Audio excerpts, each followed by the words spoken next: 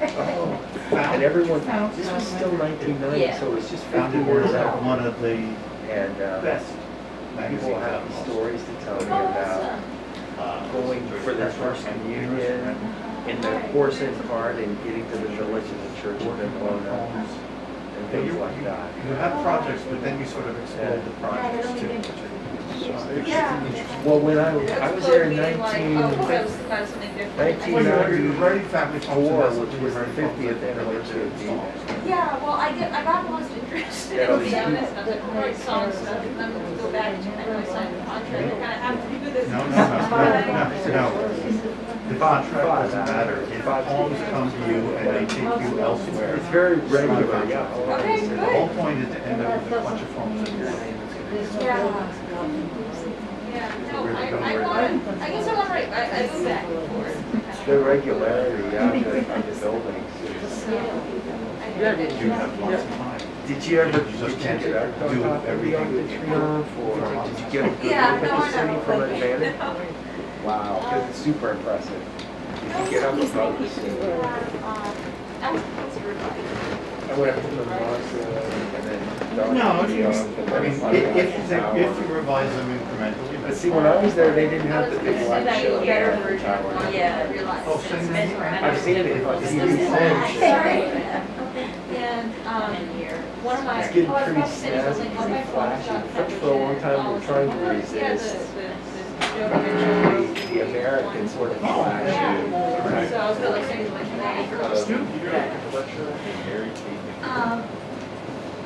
I had the honor of welcoming you all tonight. My name is Carol Minkey. My husband was a Fanny Minkey who died almost 3 years ago, and he bought the store 15 years ago with great excitement and pleasure and devotion to it too. And this is going to be a wonderful reading tonight. I just wanted to welcome you all here. We have people on Zoom, and I wanted to also thank James, our wonderful manager, and Naima is going to introduce the voice. So again, welcome to a very sacred and wonderful place. Thank you for being here.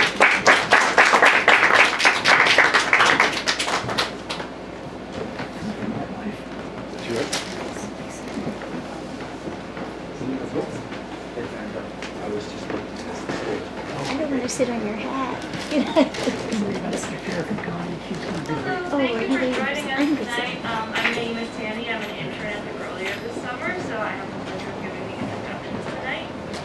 Jennifer Barber's new collection of poems is The Sliding Boat or Bodies Made, published by Word from 2022. She is co-editor with Jessica Greenbaum and Marchant of the anthology Tree Lines, 21st Century American Poems, published by Grayson Books in 2022. She has poems forthcoming in Upstreet, Ibbetson Street, On the Seawall, and Post Road, and she is the current poet laureate of Brookline, Mass. Cramer's 6 poetry collections include Listen, published by MadHat Press in 2020, Clangings, published by Sarabande Books in 2012, and Goodbye to the Orchard, published by Sarabande in 2004, a Sheila Motton Prize-winner and a Massachusetts Honor Book. Published in the Atlantic Monthly, Paris Review, Poetry and More, and recipient of fellowships from the Massachusetts Cultural Council and the National Endowment for the Arts, he founded and currently teaches at Lesley University's Low-Residency and program in creative writing. In addition, Joyce Peseroff's 6 book was designated a must-read by the Massachusetts Book Board, as was her 5th collection, Know Thyself. She edited Robert Bly, When Sleep Was Awake, The Plowshares Poetry Readers, and Simply Lasting, Writers on Jane Kenyon. She has received grants from the National Endowment for the Arts, the Mass Cultural Council, and a Pushkar Prize. Recent poems and reviews have appeared at Mass Poetry's The Hard Work of Hope, On the Seawall, and Aerosmith Journal. She directed and taught in UMass Boston's MFA program at for 3 years. Currently, she blogs on her website, So I Gave You Chords at joycepeseroff.com, and writes a poetry column for Aerosmith Books. Before we get started, I just want to remind you to silence your cell phones and wear a mask over your mouth and nose as the duration of the reading.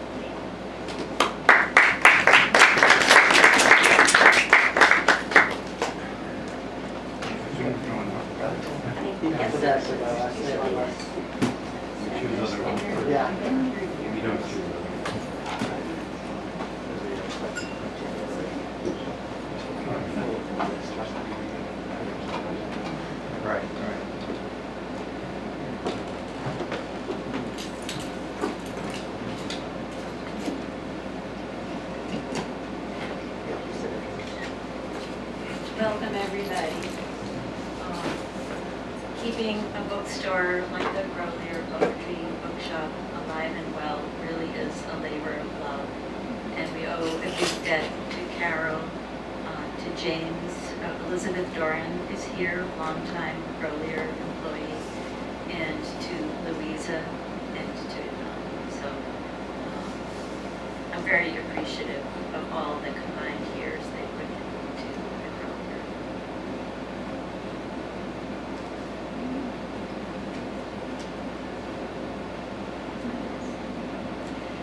So probably like me, you get calendars in the mail, nature calendars.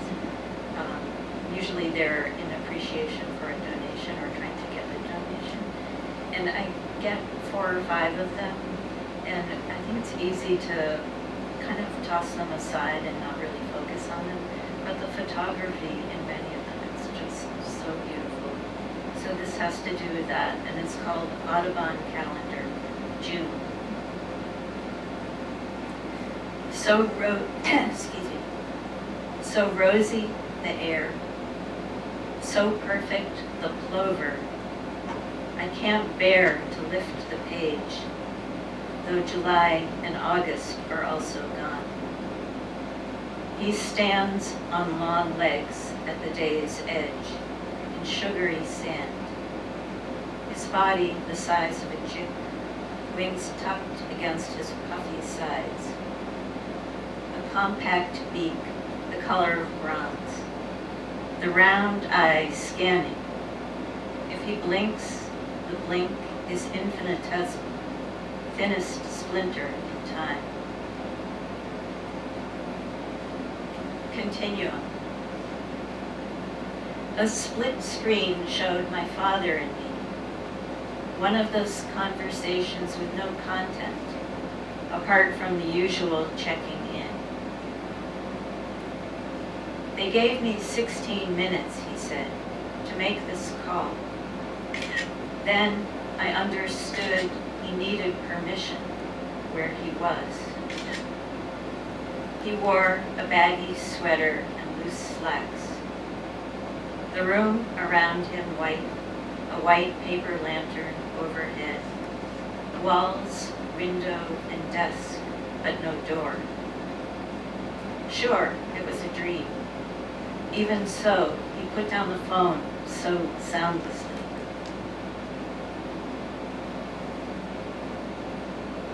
And this poem is called The Mourner. I found 6 tea lights in a drawer and lit them all with a single match. The apples on the table glowed like lamps. I tried to hear the timbre of my father's voice.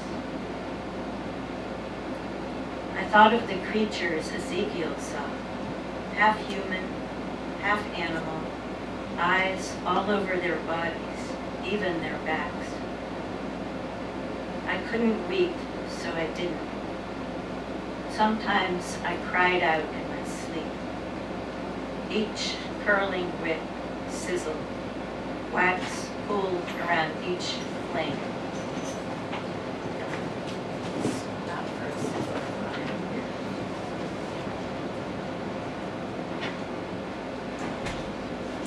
It's just not 90 degrees out today.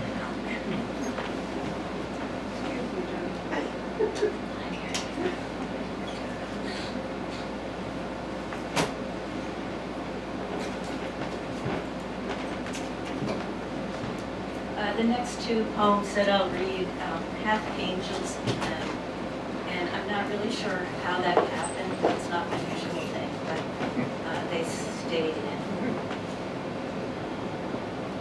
Lake Constance. Sunlight in the water streaming from my arms, the bubbles of my mouth. No one else around. I'm here between the heavens and you, the edge of sky and the tops of trees, an angel says. Between the burning world and flooded world, the first day and the last. and his words take on the sound of waves mumbling on shore. July drought mixed with August rain. Patches of blue among the clouds falling to the water like dropped leaves. Their shadows gliding over fish, breathing through them, into them. No, not an angel, not the words, but the lake cradling my limbs in ripples striated with light.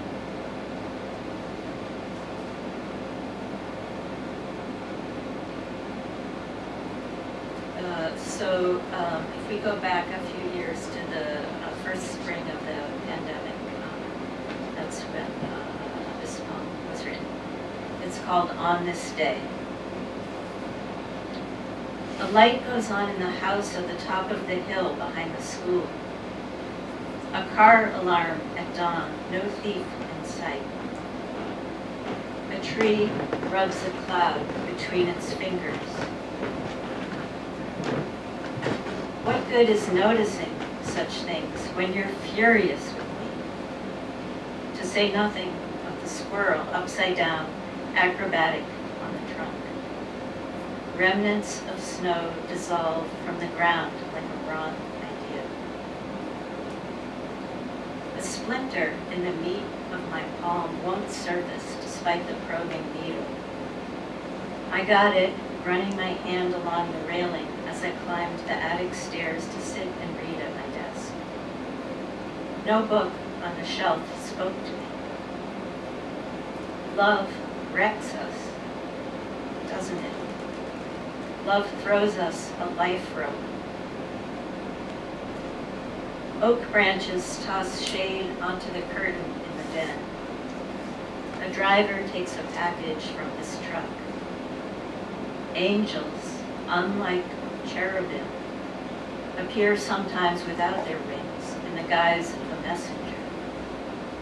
Not a vision of another world, a squinting toward what disappears. Cherubim carry the scroll of days. Angels say the words.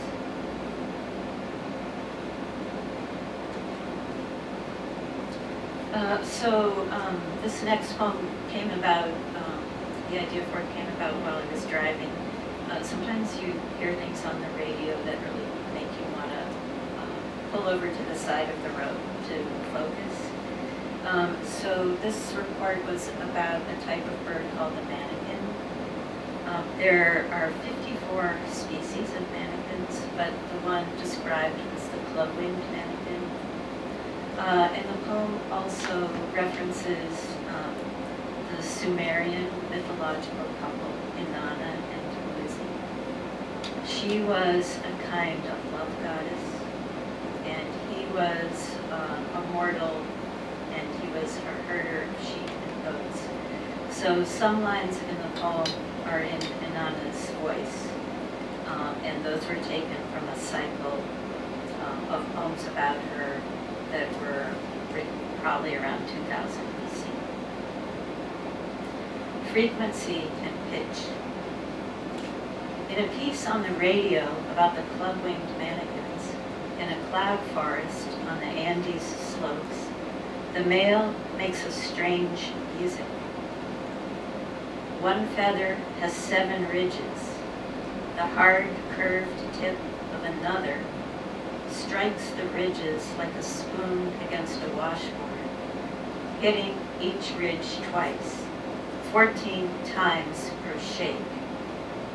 He shakes 100 times a second, 1,400 notes. The female thrills to the pulse. Darwin said the mannequins evolved solid bones to bear the rattling. Their flying suffered, their music soared. Restless after you go out, thumbing through world poetry, I find the cycle of the goddess Inanna.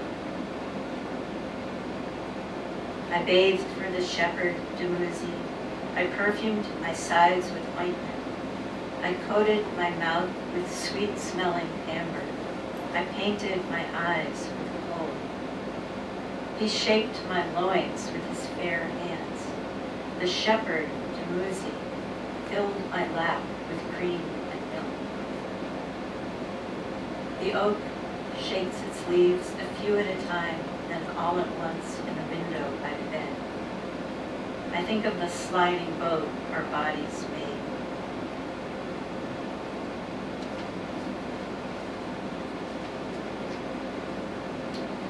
And the setting of this next home is one of the hill towns in western Massachusetts, and it's called Brookline. You're walking along a road that climbs past a farmhouse, a field, another farm. No cars or trucks in driveways. Nobody's home, so you can choose the house you want. This one, a patch of Queen Anne's lace, and 2 off-white horses in the yard, broad of back, but plowless, wagonless. A yellow cat steps past you into the long grass. Your mouth opens as you eavesdrop on the trees in the wind's throat, their dry fricatives. Will a dog appear barking like a fiend? If he does, don't listen. Don't forget you are a traveler and a lookout, prodigal, each turn in the road a place to leave.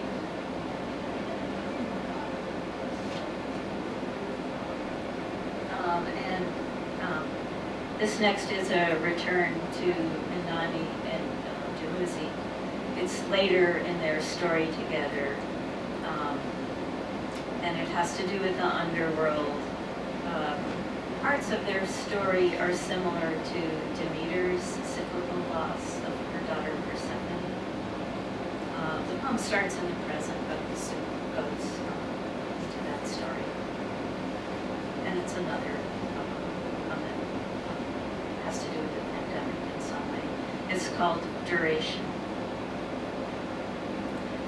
Rain drowning the shriveled marigolds.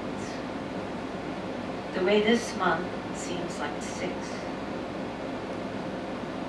The goddess Inanna, searching for her husband Dumuzi after her escape from the underworld.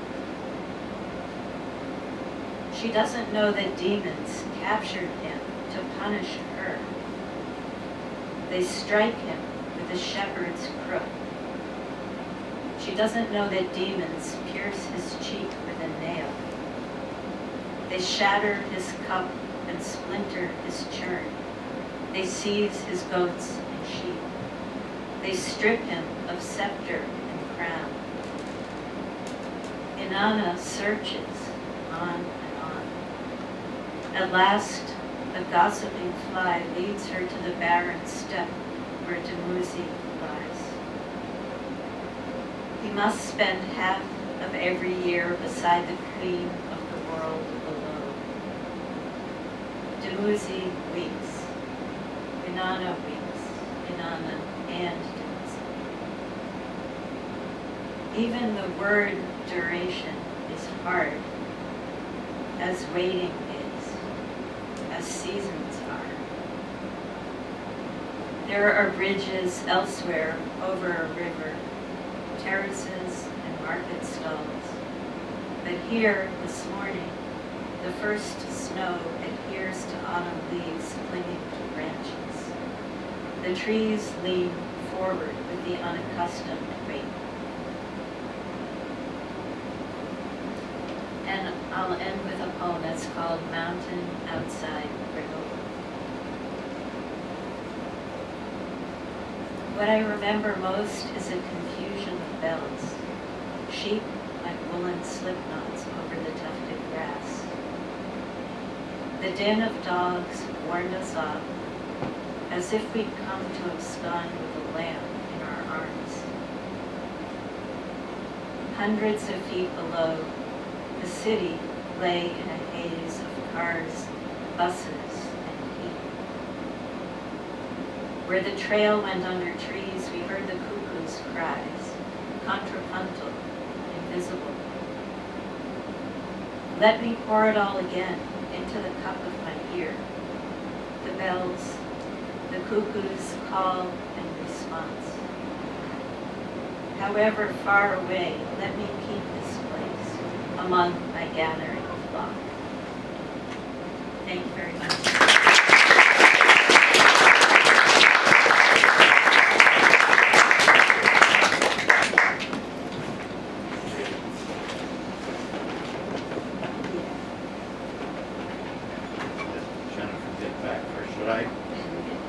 Oh, why don't you come through? Yeah. Oh, okay. We'll do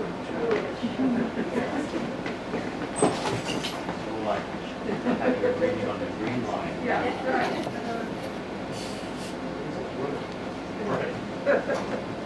Jane, you want me to set up any chairs here? No? I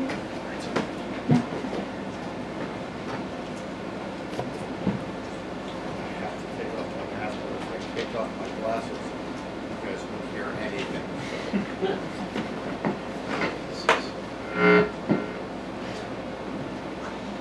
Everything that Jennifer said about the Grolier was said with such eloquence that all I can say is ditto. It needs to be repeated.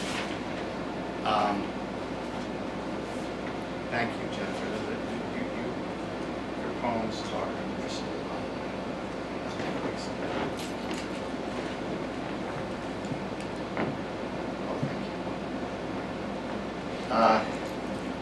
I'm going to read, for some reason I decided to put together reading a couple poems from Listen, a couple poems from a manuscript that may be done, may not, and a couple poems from another manuscript that I'll describe in a second. The fact that I got maybe two manuscripts is really unsettling. It's like finding an extra child in your house.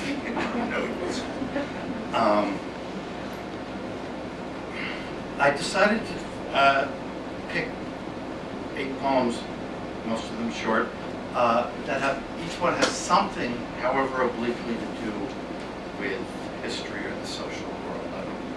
I felt impelled to do that, given the state of the world. They're not all, I don't think. In fact, 2 of them I hope are kind of entertaining. One is an obit and the other is an elegy. But I think that the tone of them is a little different than some of the others.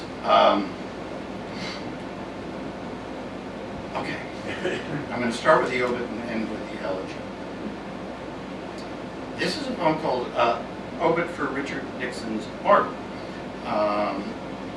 Richard Nixon retired to New Jersey, and a lot of people think that he would have retired to California, but he didn't. He retired to Seawall.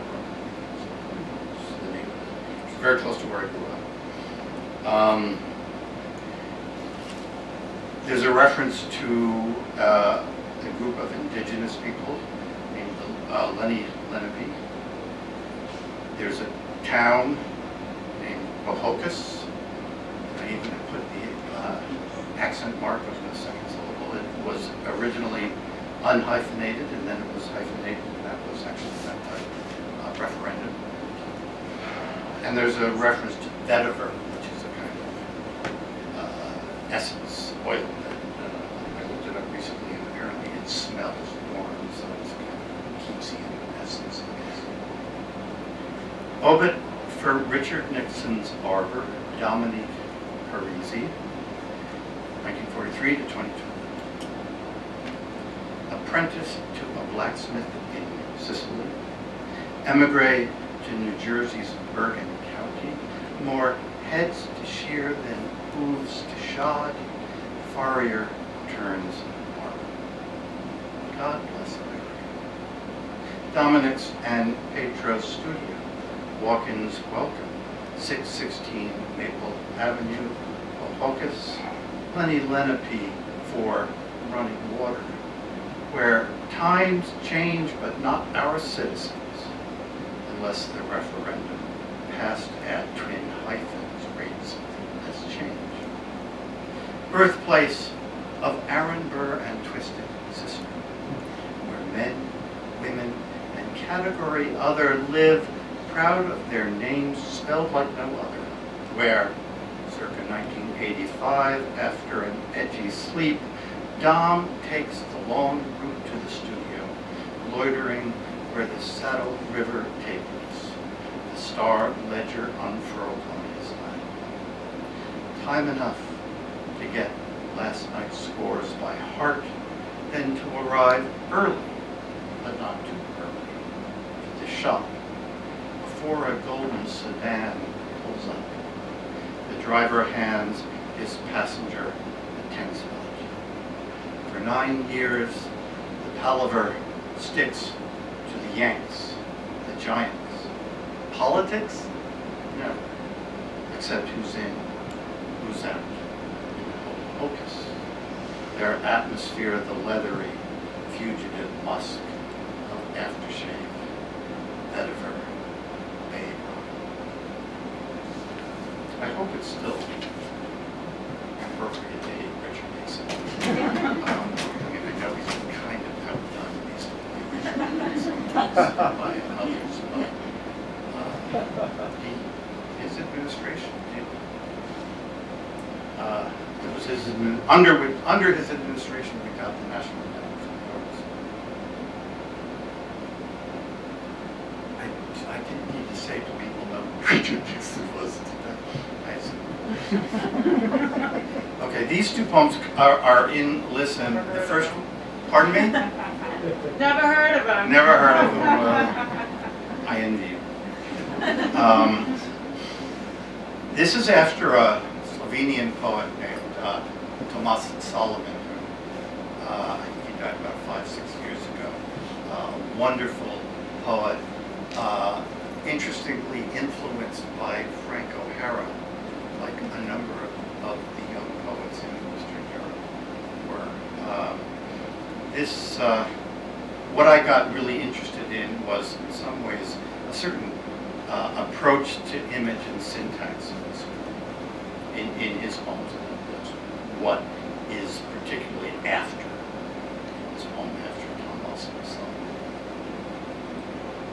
Before I died, I could hear singing from under ash heaps. Motor oil dripped a rosary on the blacktops.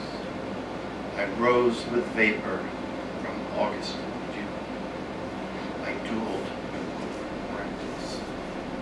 I walked through my smoldering city, whistling. Not one cloud, but you couldn't see the sun. Keep going, I thought. You could sleep under trestles and loot as you wish. Heat exhaled through cracks in the sidewalk. Red ants stormed an avocado pit. I stole an extra pair of socks off a dead man. Birds behaved like birds, that is, like the reptiles from which they're descended.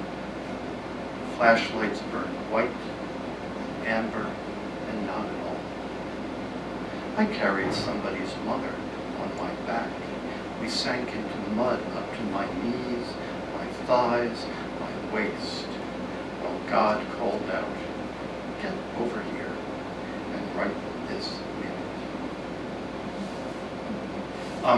I printed these poems out large and tight from Listen. I'm more comfortable reading from larger print than the poems are printed these days. This poem takes place, the first stanza takes place on a cruise, the one and only time I've ever been on a cruise, the only time I will be. The second stanza takes place in a restaurant at the Sanibel Beach Resort, which my wife and I didn't stay at. We actually stayed at Joyce Peseroff's house in Fort Myers. Thank you for that. But we ate there on our way out, I believe, after this. There are two references to Americans, one to to America, the first reference to Americans is a reference to Americans. The second reference to Americans is to a breakfast special. Also, this poem came out in an online magazine, and it was the first time I was able to actually use a hyperlink that you could actually go to from the text. Here, I just have to read, click here. You have to imagine that there's a transport system. It's called Ours, Sanibel Beach Resort. Years ago, we took us and our kids on a 90% white cruise to Istanbul from Rome. In no time, I got smart at discriminating my white from the others. I watched Italians bully in line for iced tea or lemonade, the 2 free drinks, their Dantesque vowels, honey on the page, a sort of noise pollution in my airspace. The English being Brits cued, the French seemed to take their cues from the Italians, the Germans had no sense of line at all. But oh, my Americans, you made mouth sounds like rusted gears, belched at will, your slurry banter fit for jotting down only on the blackest cocktail napkins. And not just did I know your every slight, for an exhaustively ugly list, click here, but by tween age, I had the lot by heart. Now, down in Sanibel, our black 30-something waitress warms my coffee. The server's Floridian lilt has me constantly asking, sorry, my tip at 18% a runt of a reparation. It's her kids, not ours, who will sink first under the next flood. There's jack shit chi or semi-snowbirds like ourselves can do to stop it. Is there a map of downtown? Is the best I've got to ask her. What downtown? Her better answer. What's in my brain is more or less in hers. Gates that open into gardens outside time. But each gate locks out them, us in. Our gardens, ours. She's about to clear away the yolky orts of our Americans. We rise to go. No clearer where in America we are. A number of months ago, I was reading Rilke translations, like Stephen Mitchell, Edward Snow, and they didn't sound very good to me. So I said, I can do better than that, which is kind of arrogant.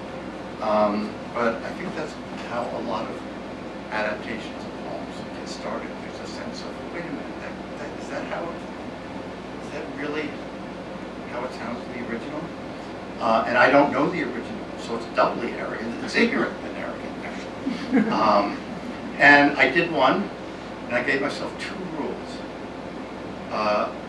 Actually, 2 rules and 1 liberty. The 2 rules were every stanza had to be condensed by the equivalent of 1 line. And anytime there was an adjective, I had to try for a verb, or in some cases a noun rather than an adjective, because the Rilke translations, even the good ones, are very adjectival, which may be true in the original. So I know enough about German to know that many German words are sort of so compressed with content that that when you expand it out in English into definers and adverbs and adjectives, you lose the impression. The other thing that I could allow myself to do is to depart as far from the versions I was working with, sometimes so far that what I ended up with had left the premises altogether. In about 10 weeks, I ended up doing 58. And I'm still working on with the Joyces and our friend Teresa Kager, figuring out how they talk to each other. But I think it's a collection. Anyway, I'm sorry, I'm taking too long. This is called I'm going to read 4. This one's called The Town Square. built, obliterated, and then rebuilt by history. Its uprisings, its crowds amassed for the latest ordering, its kiosks that peddle everything from, I got to start again. Okay. Built, obliterated, and then rebuilt by history, its uprisings, its crowds amassed for the latest ordering, its kiosks that peddle everything from Ammonites to Grace to the weirder meats, its demagogues on horseback or in limousines, really a trompe-l'oeil. The town square always entreats, look out your windows. All the while, agents and VIPs of unimportance take their front row seats. Craning from their gables, doll-sized houses, silent, strained to see it all, their heads turned from the guard towers, station.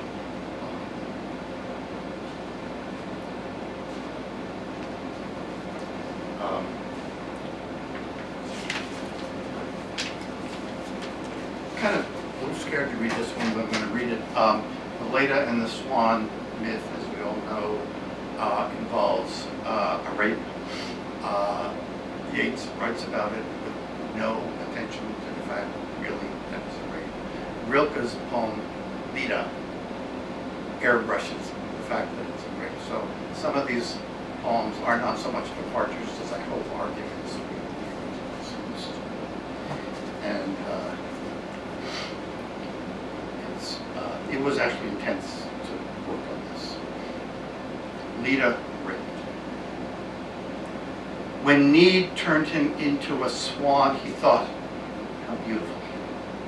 Flustered, he took a minute or so to get into it, to let the deceit of it take hold. And given how this costume made him feel, he hardly recognized himself. But Leda knew the abyss between lust and force, and tried, but couldn't, fight him off. With her pinned, he thrust her legs apart. His long neck swelled, and he came. Then he took the time needed to admire his every feather, an animal for real.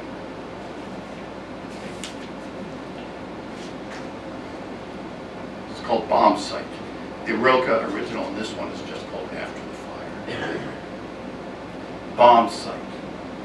Morning ignores it, but who knows? The burnt lime trees and pitted blocks of flats might be things. So might that warm crater filling with kids, God knows from where, who play catch with the littlest one's shirt, then stop to watch a tenant's eldest son poke under the crushed, incinerated deck, teasing out twin tea kettles in a wash tub. He looks like he's acting too. For the kids, or anyone naive enough to think real folk lived here. Whatever remains is incredible as history now, where everyone's a stranger. And I'll just read one more. I'll get to the elegy. I hope it's fun. It's called Elegy for Little Richard. There are a number of voices in it, and I'll sort of put it like that, or I hope. There's a lot of Little Richard quotes in it, which I think ought to be obvious. There's a reference to Saturi, which is his intern for Southern Enlightenment. The Duende is Lorca's term for inspiration, dark side.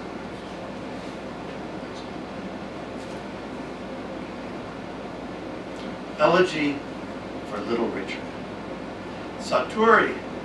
Oh, I should just say, I did take a class at Antioch on Zen Buddhism, and it was a wonderful class, and everything was narrative evaluations there. We didn't get grades, and we all got the same evaluation, blank page. His name wasn't Dr. Tufel.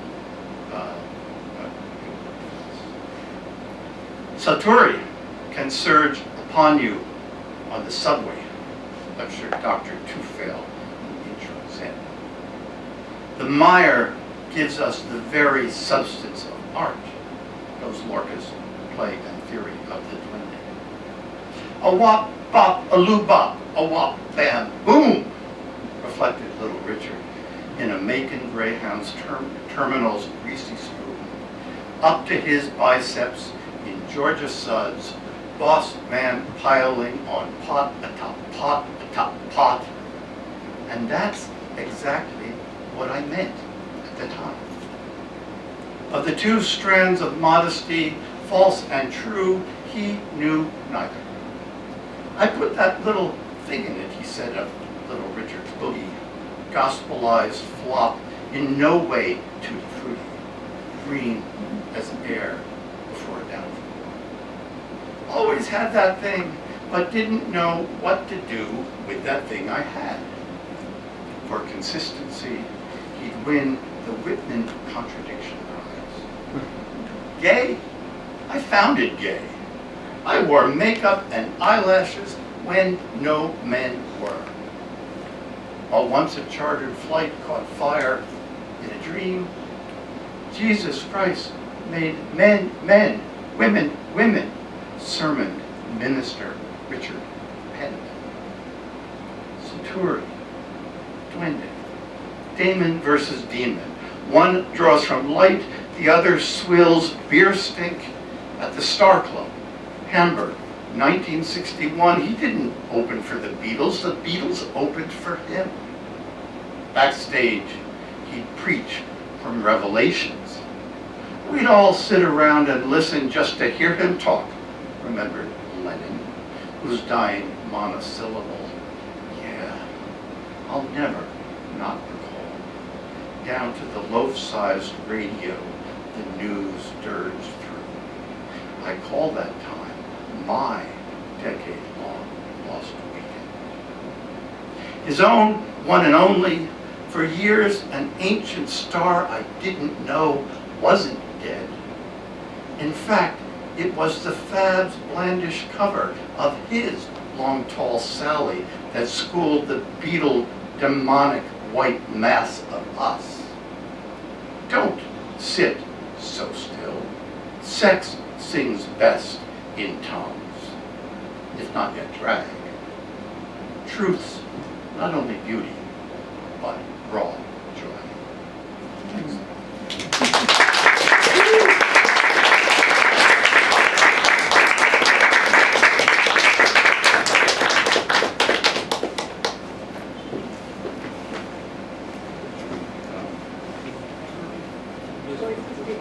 Joyce will just stand here.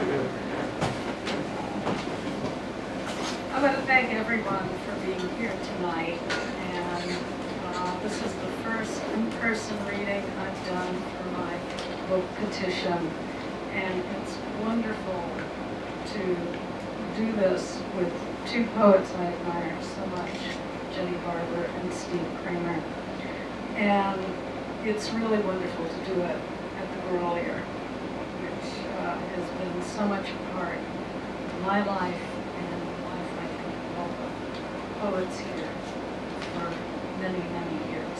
So thank you. Thank James, too.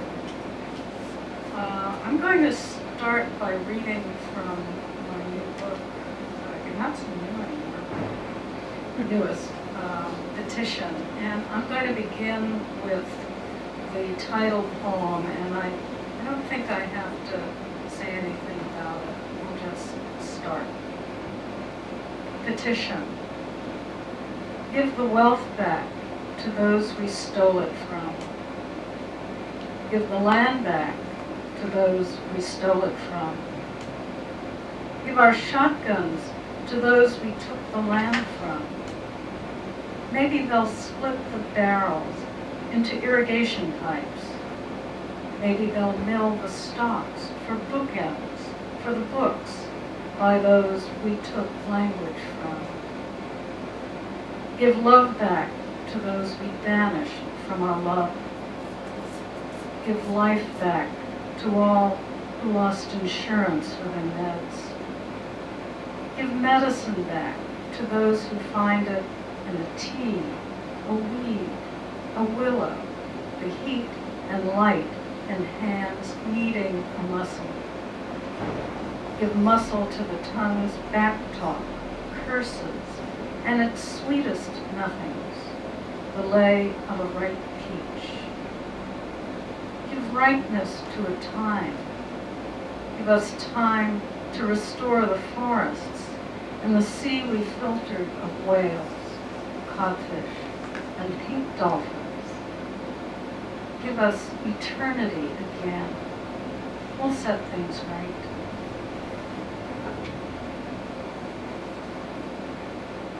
This next poem I'm going to read is called Receipt, and a lot of it takes place in the Burlington Mall.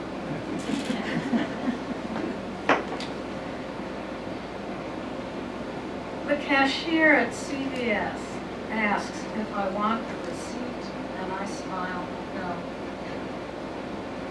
The gas pump screen chimes, receipt, yes/no. And I tap no since I heard the ink on the paper is carcinogenic. Or maybe the paper itself.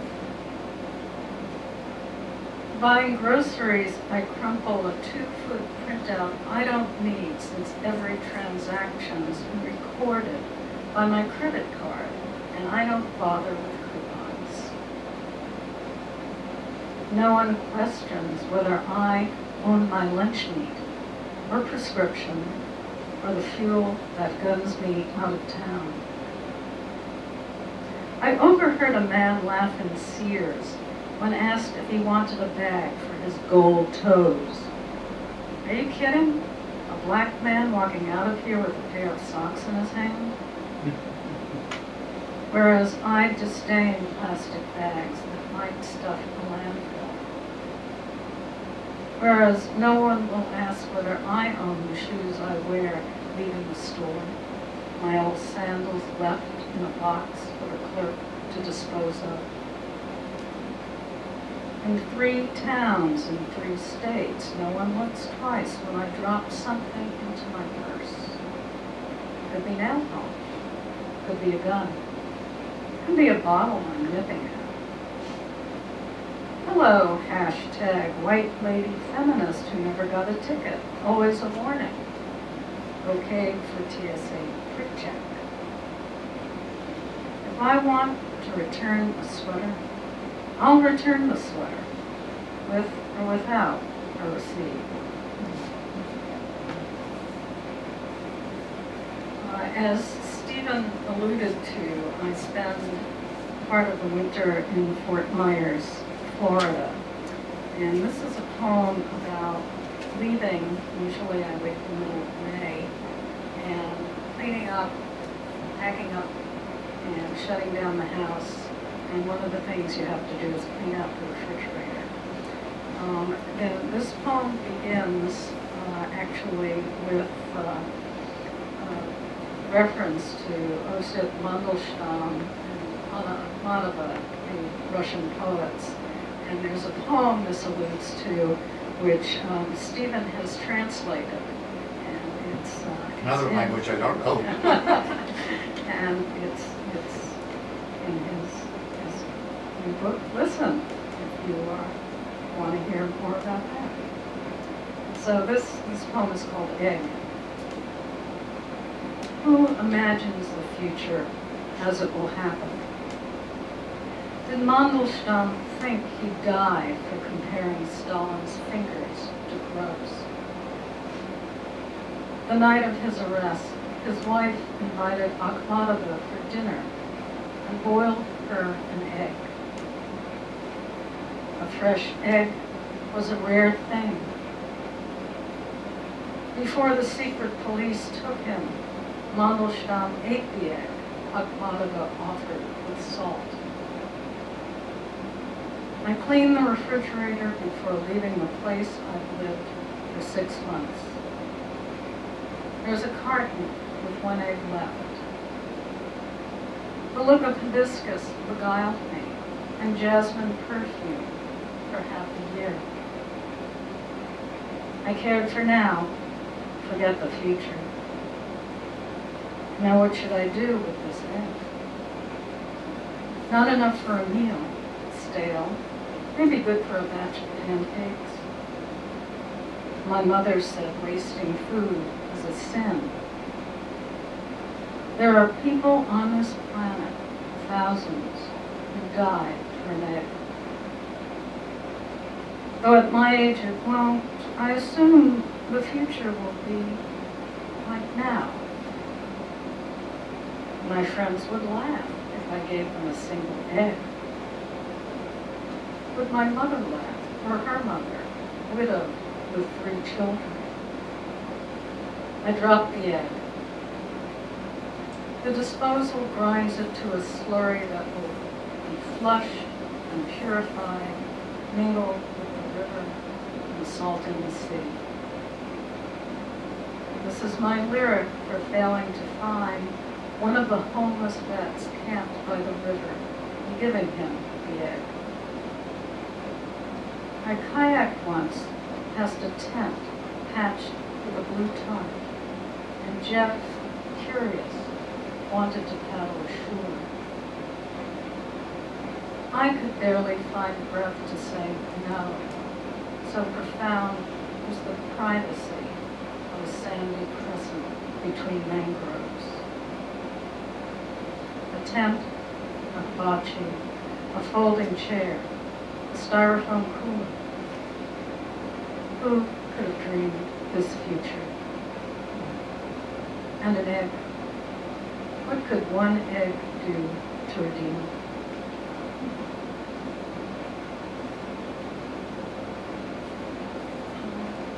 This next poem is called Irish Music, and it comes from reading a book by Lisa Genova called Still Alice, which is about a woman who develops early onset Alzheimer's, and it's one of the most terrifying books I've ever read. So, Irish Music. A blind man with sight surgically restored can't recognize what he sees in blobs of color, puzzle shapes. He walks in a painting by Clay or Miro. With no depth perception, everything's flat. To a woman with Alzheimer's, a dark red rug looks like a hole in the floor, a bloody hole. She can't open her front door without stepping past it, and won't let anyone in, except a blind man, maybe, who wouldn't notice anything amiss. In movies, a doctor unwraps enough bandages to succor a regiment before the big reveal. The hero can see again. In life, the newly sighted sometimes prefer darkness to looming abstractions accelerating past that hard to reckon speeds. So the operation is reversed, which allows the man to sit next to the demented woman, a sweet woman who loves Irish music, and hold her hand as long as it needs to be held. I'm going to finish by reading 2 newer poems, and both of them are pandemic poems and allude to that strange time of isolation and when time seemed to be out of joint. This first poem at the summer solstice was published in Steve Rettiner's Red Letter Poems, which is a wonderful listserv. It's something you should get on, where Steve sends a poem every Friday with his very thorough and complete commentary to those on his list. So I would highly recommend it. This is about that confusion of time during and season during the first pandemic year. At the summer solstice, rain had sluiced the budding cones from tips of pines, and in the dark, our headlights took the litter for a fall mulch of brown, tire-shredded leaves. We thought another season had gone AWOL, like spring in its isolation bubble. No friend given in marriage, or fitted for a waterboard, or standing over thawed ground to bury winter's dead. Perhaps summer too had passed without goodbyes, whispered face to face, a crush kissed in a canoe, or license plates tallied on the holiday drive to Mama's Colorado cousins.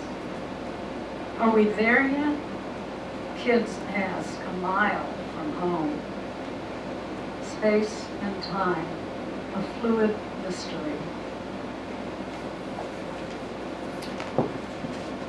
And this last poem I'm going to read was published as part of the Hard Work of Hope series by Mass Poetry. And I started this poem after listening to the radio, which can be very inspirational.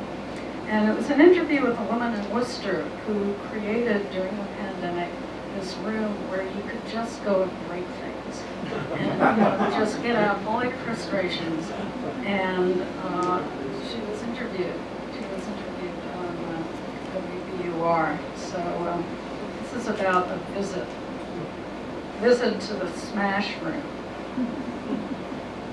Donated TVs, microwaves, printers, trophies, vases on tables, baseball bats and balls ready by the wall. $50 an hour to play with your boyfriend or alone when it's hard to be a good mom during the workday. Gas up the car, make beds. Tag plexiglass with rants against cancer, COVID, Trump. Throw plates towards the back. Don't hold the bottle by the neck. A shared screen, better than screen sharing. Pummeling a stranger's stuff, better than stuffing your face with Oreos. Why not meditation? I'm noisy, says the owner. We have yoga here, but it's loud. You break shit.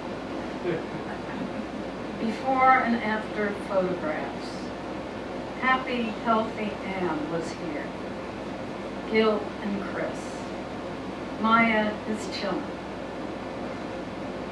The pandemic says you can't. The smashing, yeah, you can. Do it. Do it harder. Thank you.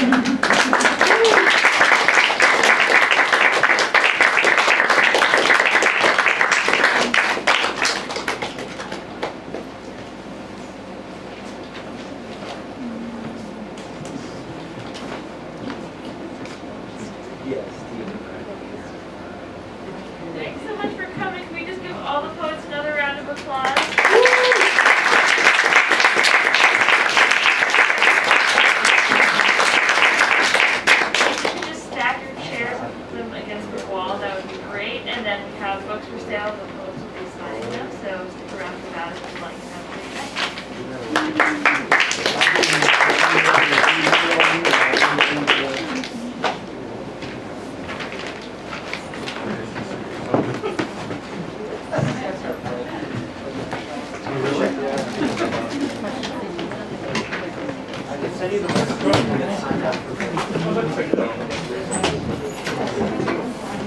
No,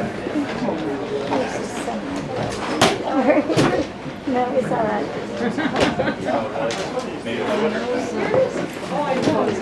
Pardon me? Know somebody